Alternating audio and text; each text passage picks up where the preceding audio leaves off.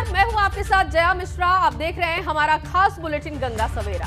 नमस्कार, सुप्रभात। मैं हूं आपके साथ गुंजन दीक्षित। यूपी उत्तराखंड से जुड़ी हर खबर के साथ हाजिर हैं हम। बिल्कुल गुंजन, और यूपी उत्तराखंड में सियासी हलचल इन दिनों काफी तेज है और ऐसे में यहाँ हर सियासी खबर से आपको रूबरू कराएंगे। इसके अलावा आपके सरोकार से जुड़ी खबरें भी आपको दिखाएंगे। तो चलिए शुरू करते हैं हमारा खास बुलेटिन गंगा सवेरा विजय तिलक के साथ।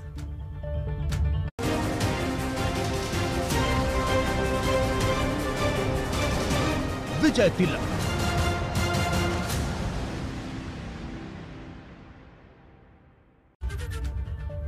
बुलेटिन की शुरुआत बड़ी खबर के साथ करेंगे। आज से नेताओं को चुनावी जनसभा करने की राहत मिल चुकी है। जनसभा में 500 लोग शामिल हो सकते हैं। पहले चरण के प्रत्याशियों के लिए आज से छूट है, जबकि दूसरे चरण के प्रत्याशियों के लिए 1 फरवरी से राहत मिलेगी। 31 जनवरी को चुनाव आयोग जारी करेगा नई गाइडलाइन। बिल्कुल, यूपी में होने वाले चुनाव के लिए आज से नेता को चुनाव प्रचार की छूट मिलेगी। ये छूट पहले चरण के प्रत्याशियों के प्रचार के लिए होगी, जिसमें अब नेता 500 लोगों की जनसभा खुले मैदान में कर सकेंगे। तो वहीं दूसरे चरण के प्रचार के लिए 1 फरवरी से खुले मैदान में 500 लोगों की जनसभा और रोड शो करने की छूट रहेगी। और आपको बता दें कि पिछले दिनों चुनाव प्रचार के तहत डोर टू डोर कैंपेन को छूट देते हुए चुनाव आयोग ने 10 लोगों के शामिल होने की अनुमति दी थी और इससे पहले कोविड प्रोटोकॉल के तहत सिर्फ 5 लोगों के ही डोर टू डोर कैंपेन में शामिल होने की इजाजत मिली थी। और इसके अलावा चुनाव आयोग ने 31 जनवरी तक के लिए फिजिकल रैली और रोड शो पर रोक लगाई थी, लेकिन कल से पहले चरण के लिए 500 लोगों की जनसभा करने की छूट होगी। यानी कि आज से ये बड़ी राहत मिलने जा रही है। और आपको बता दें कि इसके बाद चुनाव आयोग की तरफ से 31 जनवरी को नई गाइडलाइन जारी की जाएगी।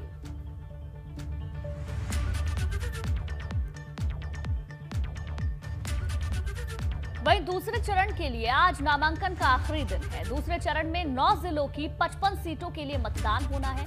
आज दूसरे चरण के प्रत्याशियों के लिए नामांकन का आखिरी मौका होगा। 29 फरवरी को नामांकन पत्रों की जांच होगी। 29 जनवरी को नामांकन पत्रों की जांच होगी। 14 फरवरी को दूसरे चरण के लिए वोट डाले जाएंगे। बिल्कुल, और दूसरे चरण में बिजनौर, अमरोहा, मुरादाबाद, रामपुर, संभल, बदायूं, बरेली, सहारनपुर, शाहजहांपुर शामिल हैं और इन सभी जिलों की 55 विधानसभा सीटों के लिए आज नामांकन करने का आखिरी मौका है। प्रत्याशियों के पास 31 जनवरी को नाम वापस लेने का आखिरी मौका होगा, जबकि दूसरे चरण के लिए 14 फरवरी को वोटिंग होनी है। बिल्कुल, जहां आज दूसरे चरण के नामांकन का आखिरी दिन है, तो वहीं आज पहले चरण के प्रत्याशियों के पास नाम वापस लेने का आखिरी मौका है। 10 फरवरी को पहले चरण के लिए मतदान होगा और पहले चरण के मतदान के जो प्रत्याशी हैं उनके लिए एक बड़ी राहत भी मिली है। और राहत यह है कि अब जनसभा 500 लोग जिसमें हो वो की जा सकती है।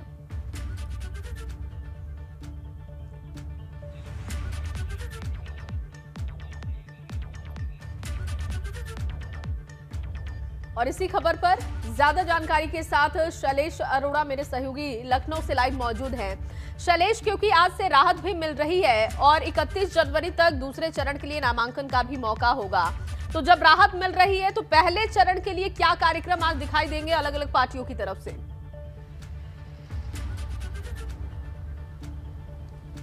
देखिए, अगर बात करें तो गृह मंत्री अमित शाह, पार्टी के भाजपा के राष्ट्रीय अध्यक्ष जेपी नड्डा, मुख्यमंत्री, दोनों डिप्टी सीएम, इन सबके कार्यक्रम आज देखिए अलग अलग जगह पर पहले से तय है कि कौन कहां पर जाएगा, आज घर घर जनसंपर्क करेगा।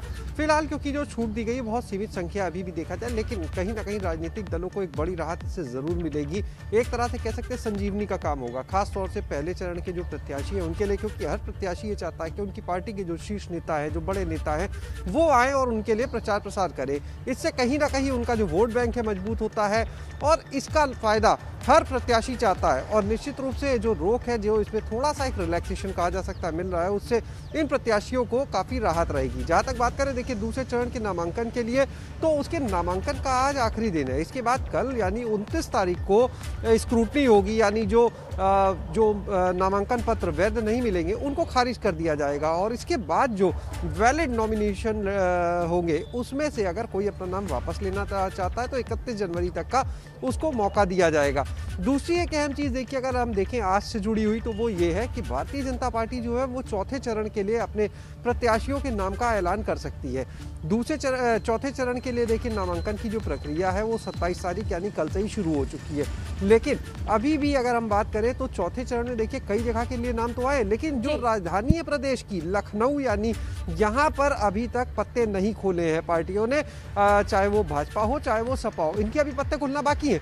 तो ऐसे में सबकी निगाह टिकी है। और भाजपा की जब बात करते हैं तो देखिए चौथे चरण में जो लखनऊ आता है, यहाँ से सब वीवीआईपी सीट्स हैं। आप अगर देखिए यहाँ पर कैबिनेट मंत्री हैं ब्रजेश पाठक, वो लखनऊ से हैं। आप देखिए अगर राज्य मंत्री हैं स्वाति सिंह, वो लखनऊ से हैं, सरोजनी नगर सीट है उनकी। इसी तरह से कैबिनेट मंत्री आशुतोष टंडन की बात करते हैं तो वो लखनऊ से सीट है उनकी। तो ये सब तमाम वीवीआईपी सीट यहाँ पर है और अटल जी की विरासत भी कहा जाता है लखनऊ को यहाँ पर। तो लखनऊ के लिए सबको बेसब्री से इंतजार है, क्योंकि कई लोगों की निगाहें टिकी हुई हैं कि आखिर लखनऊ की जो 9 विधानसभा सीट है वहां पर किस सीट से किसको उतारा जाएगा। क्योंकि सबसे बड़ी बात होगी, क्योंकि लखनऊ में किसे चुना जाता है ये बेहद अहम हो जाता है। और जिस तरीके से आप भी बता रहे थे कई बड़े नाम हैं जिसमें कि ब्रजेश पाठक भी शामिल हैं। देखने वाली बात होगी कि जब सूची आती है तो उसमें किसका नाम होता है। शुक्रिया शैलेश आपका जानकारी के लिए। और चलिए आगे बढ़ेंगे। पहले चरण के लिए पश्चिमी यूपी में भाजपा ने अपनी पूरी ताकत झोंक दी है। लगातार तीसरे दिन पश्चिम यूपी के जिलों में भाजपा के दिग्गज दिखाई दिए और आज मेरठ और हापुड़ में प्रचार करेंगे सीएम योगी आदित्यनाथ। बिल्कुल, भाजपा अध्यक्ष जेपी नड्डा आज शाहजहांपुर और बरेली में रहने वाले हैं। डिप्टी सीएम केशव प्रसाद मौर्य आगरा में चुनाव प्रचार करेंगे। इसके अलावा डिप्टी सीएम दिनेश शर्मा आज मुरादाबाद में कैंपेन करेंगे। भाजपा प्रदेश अध्यक्ष स्वतंत्र देव आज गाजियाबाद पहुंचेंगे। और यूपी में पहले चरण में शामली, मुजफ्फरनगर, बागपत, मेरठ, गाजियाबाद, गौतम बुद्ध नगर, हापुड़, अलीगढ़, बुलंदशहर, आगरा, मथुरा की सीटों पर मतदान होना है, जिसको लेकर भाजपा पश्चिम यूपी के जिलों में अपनी ताकत झोंक रही है। जहां 2 दिनों तक अमित शाह ने पश्चिमी यूपी के जाट नेताओं को साधने की कोशिश की, तो वहीं सीएम योगी से लेकर भाजपा राष्ट्रीय अध्यक्ष तक पश्चिम यूपी में डोर टू डोर कैंपेन कर लगातार पार्टी के पक्ष में माहौल बनाने में जुटे हुए हैं। देखिए अलग अलग तस्वीरें भी हम आपको दिखा रहे हैं।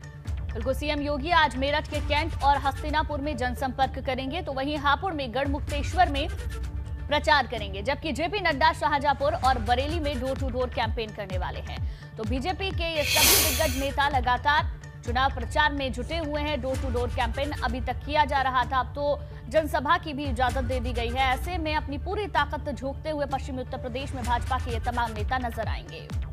बिल्कुल गुंजन, और तमाम जो बड़े नेता है आज भी ग्राउंड पर रहेंगे, आज भी लोगों से मिलेंगे, डोर टू डोर कैंपेन। और इसके साथ ही अब तो जनसभा को भी 500 लोगों के साथ राहत मिली है। तो ऐसे में पूरी तरीके से पश्चिम यूपी पर फोकस है बीजेपी का, क्योंकि पहले चरण में पश्चिम यूपी के जिलों में मतदान होना है। पश्चिम यूपी में भाजपा ने अपनी पूरी ताकत झोंक दी है। जब पश्चिमी उत्तर प्रदेश में अगर देखें तो जाटों को लेकर भी सियासत काफी हो रही है। जाटों की भारी नाराजगी को देखते हुए भाजपा उन्हें मनाने की कवायद में जुट गई है। तो वहीं इस हलचल को देखते हुए आरएलडी अध्यक्ष जयंत चौधरी ने भी मुजफ्फरनगर में डेरा डाल दिया है। बिल्कुल गुंजन, जयंत चौधरी ने गुरुवार को 3 विधानसभा क्षेत्रों में कार्यक्रम किए और आज वो सपा अध्यक्ष अखिलेश यादव के साथ मुजफ्फरनगर में एक साझा प्रेस कॉन्फ्रेंस करने वाले हैं। ये प्रेस कॉन्फ्रेंस दोपहर 3 बजे गार्डविन होटल में करेंगे। प्रेस कॉन्फ्रेंस के बाद दोनों नेता संयुक्त रूप से डोर टू डोर कैंपेन की शुरुआत करेंगे। आपको बता दें पहले चरण में पश्चिमी उत्तर प्रदेश के 11 जिलों की 58 सीटों पर वोटिंग होनी है और यूपी में सबसे ज्यादा जाट नेता पश्चिमी उत्तर प्रदेश में ही है। ऐसे में भाजपा और सपा आरएलडी जाट वोटों को साधने की कोशिश लगातार कर रही है।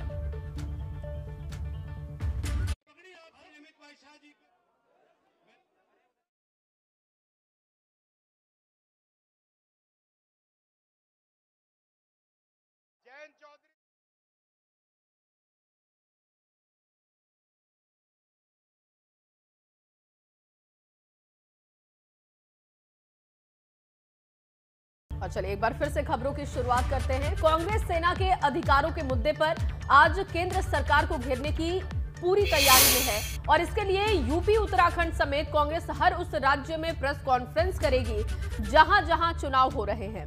कांग्रेस सचिव के मुताबिक इस दौरान शौर्य के नाम पर वोट सेना के हितों पर चोट शीर्षक के एक किताब भी जारी करने वाली है कांग्रेस। यूपी और उत्तराखंड में कांग्रेस के कई बड़े नेता जगह जगह प्रेस कॉन्फ्रेंस करेंगे, जिसमें से मेरठ, वाराणसी और लखनऊ में प्रेस कॉन्फ्रेंस होगी। लखनऊ में जहां महाराष्ट्र के पूर्व मुख्यमंत्री पृथ्वीराज चव्हाण प्रेस कॉन्फ्रेंस करेंगे, तो वहीं कांग्रेस के राज्यसभा सांसद दीपेंद्र हुड्डा मेरठ और पार्टी प्रवक्ता सुप्रिया श्रीनेत वाराणसी में प्रेस कॉन्फ्रेंस करेंगे। और इसके अलावा उत्तराखंड में देहरादून, हल्द्वानी, अल्मोड़ा में भी कई दिग्गज नेता प्रेस कॉन्फ्रेंस कर किसानों के अधिकारों के बाद सेना के अधिकारों के मुद्दों को योजनाबद्ध तरीके से उठाने वाले हैं। देहरादून में कांग्रेस महासचिव रणदीप सुरजेवाला, उत्तराखंड के प्रभारी देवेंद्र यादव और वरिष्ठ पर्यवेक्षक मोहन प्रकाश पत्रकारों को संबोधित भी करेंगे। पूर्व मुख्यमंत्री हरीश रावत उत्तराखंड के हल्द्वानी में मीडिया से मुखातिब होंगे। वहीं कांग्रेस के वॉर रूम के जरिए यूपी चुनाव में अपने विरोधियों को कड़ी टक्कर दे रही है। कांग्रेस का दावा है कि उसकी डिजिटल तैयारी के सामने विरोधी टिक नहीं रहे हैं, लेकिन सवाल इस बात का है कि क्या जमीन पर कांग्रेस मजबूत है, क्योंकि लगातार कांग्रेस के नेता पार्टी छोड़ रहे हैं।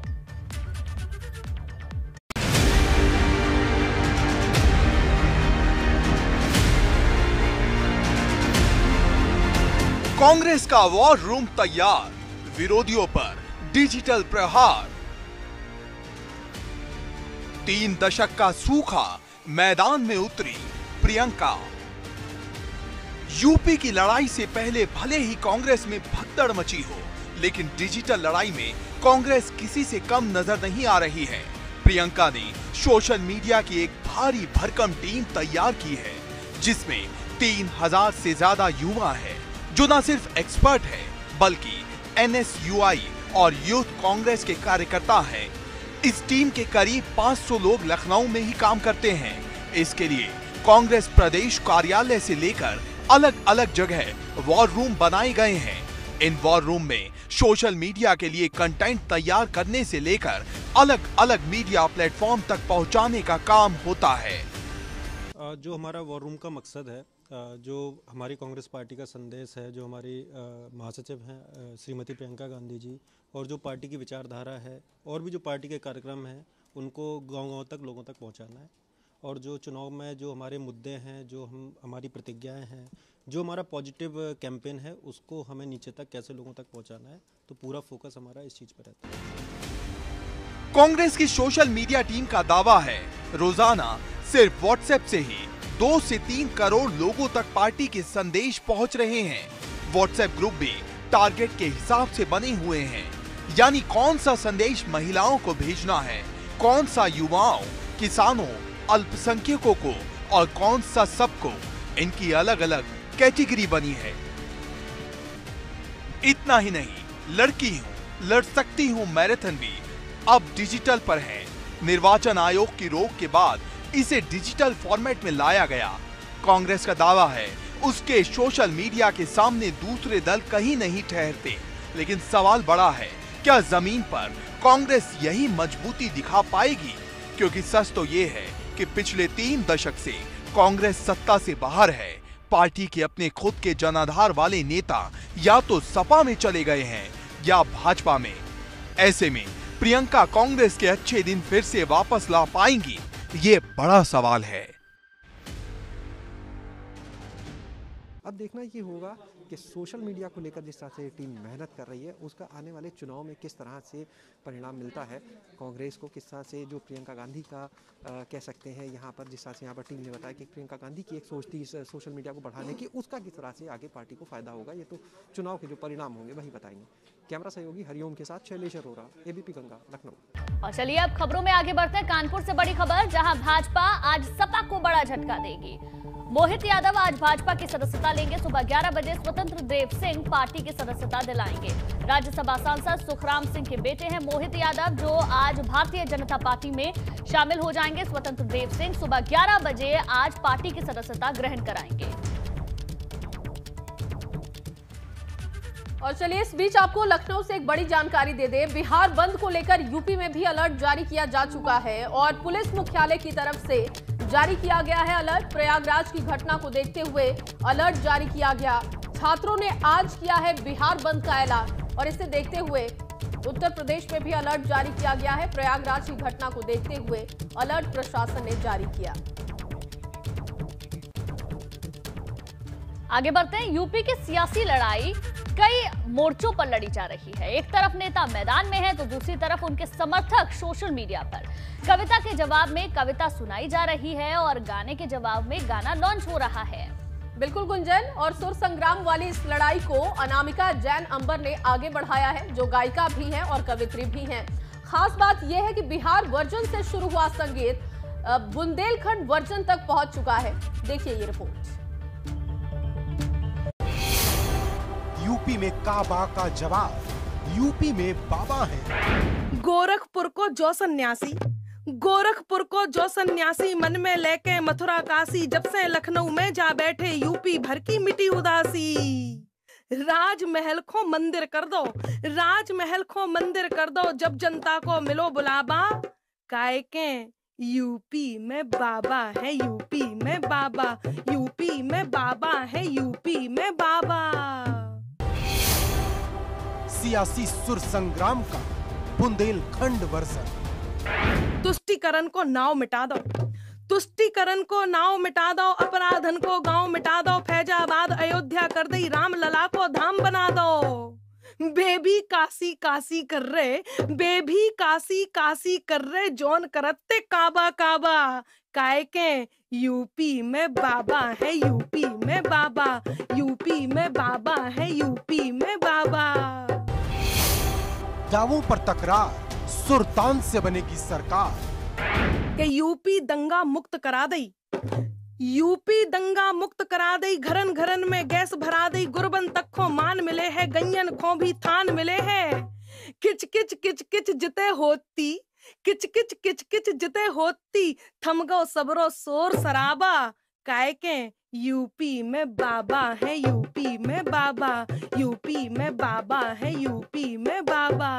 काट पतंगे सूते मंजा, यूपी चुनाव की गीत संगीत वाली लड़ाई पर बुंदेलखंड से जवाब आया है और ये जवाब दिया है गायिका और कवित्री अनामिका जैन अंबर ने, जो खुद बुंदेलखंड के ललितपुर की रहने वाली हैं। उन्होंने राष्ट्रवाद से लेकर कानून व्यवस्था तक को गाने के जरिए न सिर्फ सामने रखा बल्कि सवाल पूछने वालों को जवाब भी दे दिया। दंगेल सबरे डरे जेल में, दंगेल सबरे डरे जेल में, सोच के जा अब भरे जेल में, बाहर जे तो गोली घल जे, इसे तो हम भरे जेल में। जीने गुंडागिरी करी है, जीने गुंडागिरी करी है, थाने से आ गओ बुलावा, काहे के यूपी में बाबा है, यूपी में बाबा, यूपी में बाबा है, यूपी में बाबा। गोरखपुर को जो अनामिका जैन अंबर ने गाने के जरिए ये भी दावा किया कि यूपी का जो हिस्सा बदहाली की मार झेलता था वो विकास की राह पर आगे बढ़ रहा है। यूपी को जो पिछड़ो हिस्सा, यूपी को जो पिछड़ो हिस्सा, आजादी को स्वर्णिम किस्सा, बुंदेलखंड को सबई जनन ने अब तक केवल दो तो हिस्सा। हथियारन की लगा फैक्ट्री, हथियारन की लगा फैक्ट्री, बुंदेलखंड को दो बढ़ावा, काहे के यूपी में बाबा है, यूपी में बाबा, यूपी में बाबा है, यूपी में बाबा। अलख जगाई यूपी की सियासी लड़ाई पर तमाम गाने बन चुके हैं। किसी ने बदहाली दिखाई तो किसी ने खुशहाली। इन गानों की वजह से यूपी का रण संगीतमय बन गया है। 5 सितारन पे अब भारी पड़ गओ अपनो देसी ढाबा, वरना तो पूरे चुनाव प्रचार में तनातनी ही नजर आती है। Bureau report, ABP Ganga. UP में बाबा है, यूपी में बाबा।